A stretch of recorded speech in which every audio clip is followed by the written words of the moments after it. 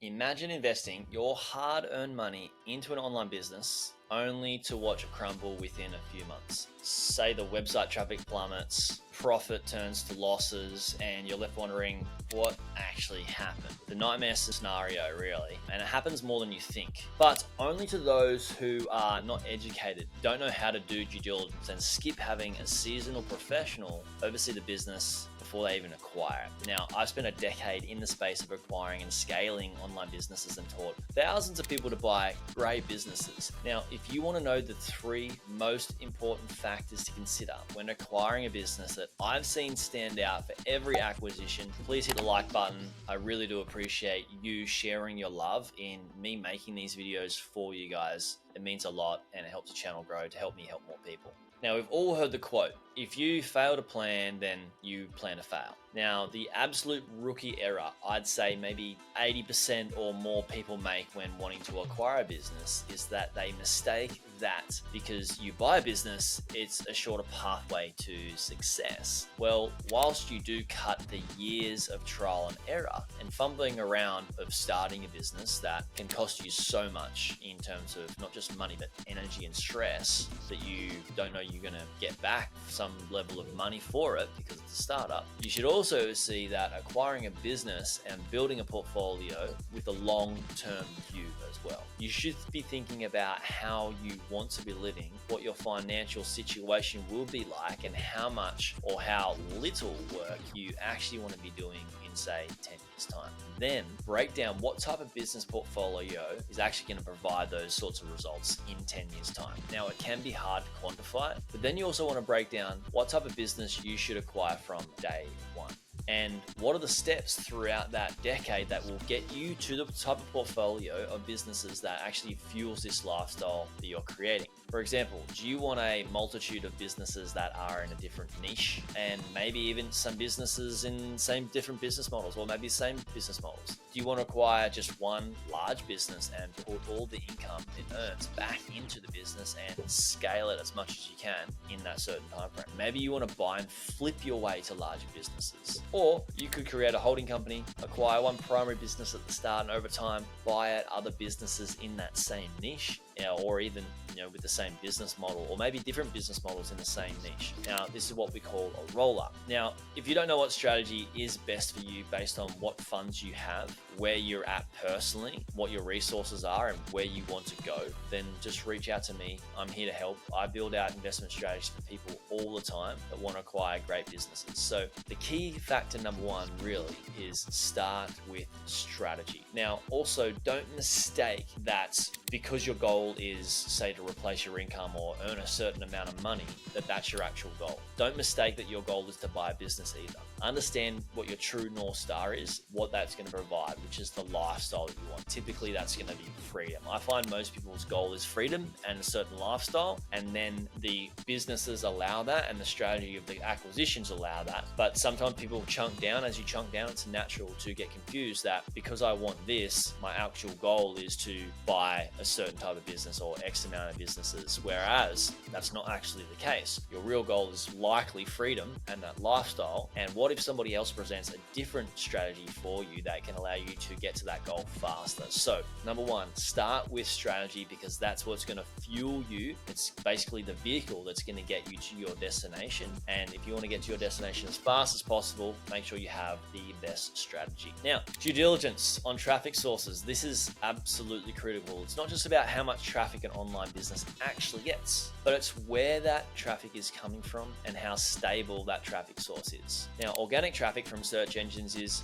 usually more reliable and sustainable over the long run. Say for an e-commerce business, organic traffic is far more sustainable than compared to paid ads, where you need to keep spending money every single month to gain traffic and sales. Also, seasonal trends can cause huge fluctuations in traffic, and a spike in traffic during, say, a holiday season doesn't mean that the same amount of traffic is going to be coming in all year round. So you need to factor that when you're doing due diligence. Now, here's the hard truth. High traffic is meaningless if it's not consistent and if it's expensive to acquire, right? Always ask for detailed traffic reports and analyze the sources of the traffic for a business before you're making any decisions. Now, the source of the traffic is absolutely critical, like I mentioned before, because not all traffic is created equal. Understanding the buyer's journey. And what is the buyer's journey? The buyer's journey of somebody discovering your brand, what you guys do, what you guys are about, to then eventually acquiring something from you or you making money from them in some way. It might be a product or service, or it might be out of association of them with a media business, you getting some ad revenue eventually, but then also them acquiring something you promote, right? Understand this buyer's journey and the intent of the traffic, right? The intent of the traffic can mean all the difference between mass sales or lots of traffic and just a slow trickle of sales. For example, think about how you use social media, right? Like Facebook, Instagram. Why are you actually on that platform? Typically to see what's happening in the world, right? See what your friends and family are up to, and basically just to be entertained, right? This is what we call disruption marketing. Whereas if you go on Google, what are you using for?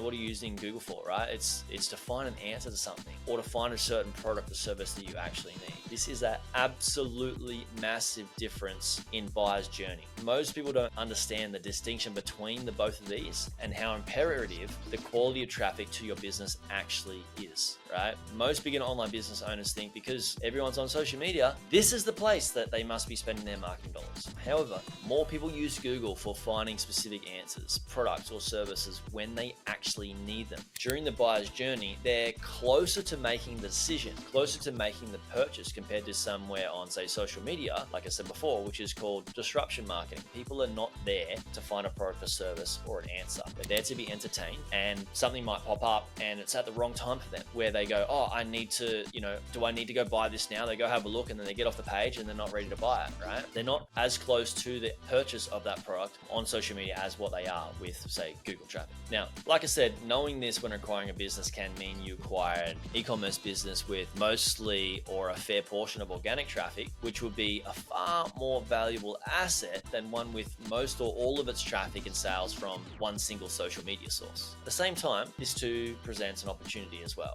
right? For growth for the business.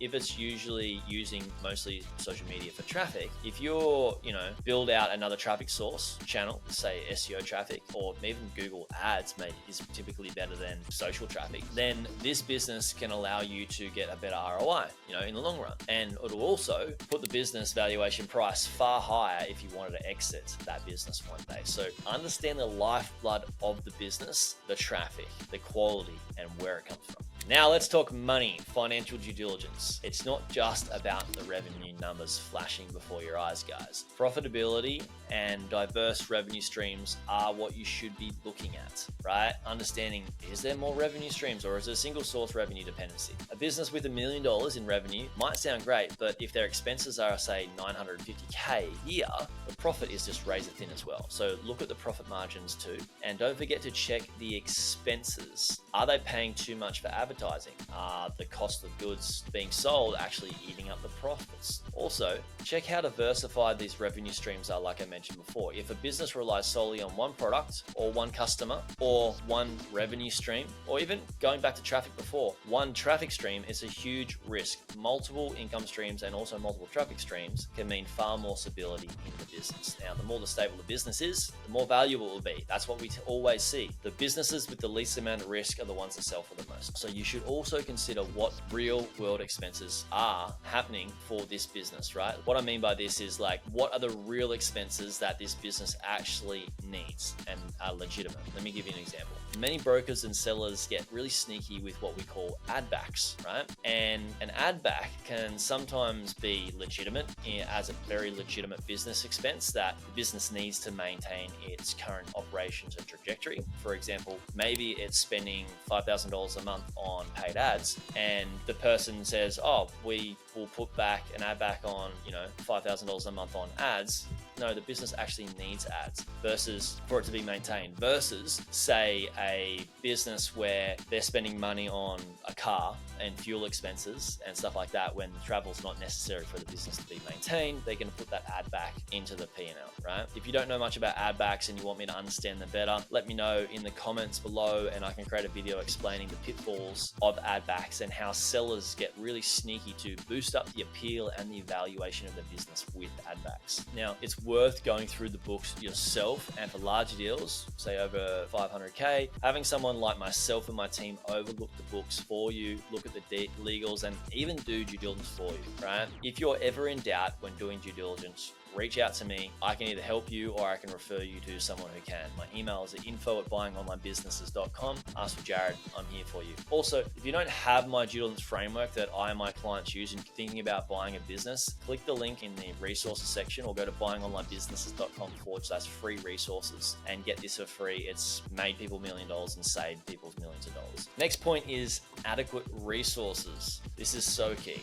Big question that you need to sit with and really think about and digest and process is, do you have what it takes? Seriously, if you're going to buy the online business and you're doing the due diligence, do you have the time required to work, do the due diligence, and then do you have the time to work in the business? And then do you have the time to work on the business? Or the business you're acquiring have enough money to invest in staff or contractors to do the work in the business and work on growing it as well. It's lovely to see a great business that's listed for sale where the owner takes only, say, 5 hours a week to run the business. Now take note though, those 5 hours, the seller states, is the fast slimline approach that they're doing after many years, many months or many years of doing that same thing over and over and over. So they got really fast at it. It might take you twice as long to do those tasks at the start. You also might need to hire someone to help you create content, do SEO, run paid ads, or even fix a few tech issues, maybe customer support. Do not use all of your resources on the acquisition. This is very important, and ensure you have adequate resources personally or that come from within the business, and be conservative with your numbers, that can go back into the business. I typically tell people to always have a war chest, some backup funds for business and for life. Some people keep anywhere from 3 months of life and business expenses that's accessible to them at any one time. Some people keep up to a year or more of business and life expenses in case something pops up, right? Some sort of health crisis or anything in life. Your risk tolerance is a personal preference, and just note that the more people you are accountable for in your life, the more you should probably have readily accessible in case of an unfortunate scenario that could pop up. Because running a business is no joke. Doing it alone is challenging. You know, you can buy time with money and it can buy you space to strategize, and you can hire and grow the business as well. But I can't stress this enough. Give yourself more resources than you think you need and set yourself up for success. Having a margin for error is what allows winners to keep winning without going backs. Now, do not buy a fantasy. So important. Whenever you first get into acquiring an online business and you see all these businesses for sale and how much they cost and how much they actually are earning, it's hard to remove the emotions out of the transaction. I typically see people go and buy a business based on what they actually think their life will be like if they own that business, without paying enough attention to the risks and the realities of what it would actually be like owning that business. I personally tell my clients, do not buy a business instead, or do not sell yourself into a buying business. Instead, try and prove the business you are looking at is a bad investment, and if you can't, then you must buy. And this goes for absolutely everything. Before I was moving to Bali, I did a trip to Bali. I was there for 2 months, and I said to myself, I need to prove myself that I don't want to live in Bali, right? And after a month's time, I tried to prove that Bali was not the place for me, but I couldn't. So I had to move there. It made my decision very clear. Do this with business. Do this with everything in your life. Anything that you're going to invest in. I've invested my life, my time, effort, energy into living in Bali. It's the same if I'm investing into a motor vehicle or a house or anything like that. Try and prove that it's not a worthy investment, and if you can't, then you must buy. Now, just because this point is short, sharp, and to the point does not mean it doesn't hold any weight. In fact, it may hold the most amount of weight of all these key factors to understand when acquiring a business. So please, for your sake, do not underestimate the weight in which I share this core value with you. If you don't want to buy a lemon, put the fantasy you create in your own head aside of what it might actually look like to own that business, and just do thorough due diligence on the business until you can write it off as a bad investment. On the other hand, if your due diligence showcases that the business has a level of risk that you're willing to take on for the possible upside, only then should you possibly buy it. Hey YouTube watcher, what's up? It's Jared Krause. If you have liked this video, watched this video up until now, please smash the like button. I really do appreciate it. It proves to me that what I've created here is actually a valuable resource for you. So thank you for hitting the like button. Also helps me grow the channel to help more people. This is what we love, right? Service, helping. That's what we're here for. Now, also, please possibly consider subscribing. My commitment to YouTube and sharing more valuable stuff through videos is about to explode. So please consider it, and I hope to see you on the next video. Thanks for watching.